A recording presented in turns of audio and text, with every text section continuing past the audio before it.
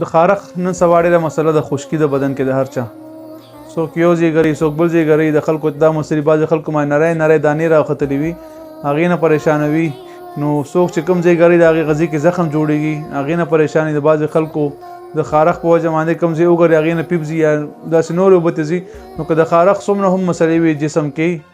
د خارق یا د الرجي مسله وي د زکام یا نور الرجي وي یا د خارق د وجه الرجي د خارق ته لګېدلې کوم شي د خوشبو لګي یا په لاس باندې ګړۍ کې یا بل څه په لاس باندې کې باندې خارق راشي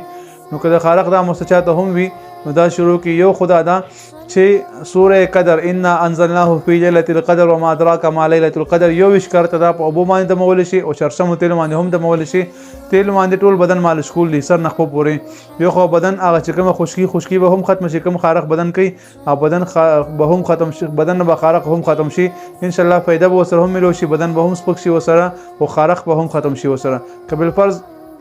د سړی نشي لګوت اوبو کې ځان ته مکس کی پاغي باندې بیا ولمبي نو بدن بای سره غړم شي او د خارق بدن لری کیږي وسره خو تیل د مول دی په دغه باندې د مول نه دی ښه په سوره قدر باندې سوره قدر یو اشاره ته ویلي هغه باندې ټول پتیل باندې د مول دی پتیل باندې ټول جسم مالش کول سر نه والا خو پورې د عمل 11 دنو کې ان شاء الله فائدہ به ضرور ملاويږي ورته او چې کوم دی د سوره قدر په دې اوبو هم د مول شي 21 بار وایا په دې اوبو هم د موا او دغه رنګ سوره قدر اول سوره فاتحه ولیکه او لاندې سوره قدر ولیکه دا ځان سره په غاړه کې تعویز کا د غاړه کې واچو ان شاء الله سره هم خارق لري کېږي دا عمل ډیرو کتابونو کې لیکل شوی دی او الحمدلله موږ په خپل هم تجربه کړې خارق د پاره استعمال کړی دا چاته الرجي مسله وایي ته هم استعمال کړي الله تعالی شفا ورکړي دا شفا الله ورکړي انسان د پاره اسباب دا الله تعالی موږ د خودلې دي دا په دې باندې موږ عمل وکړو ان شاء الله الله تعالی موږ شفا راکړي السلام علیکم ورحمت الله وبرکاته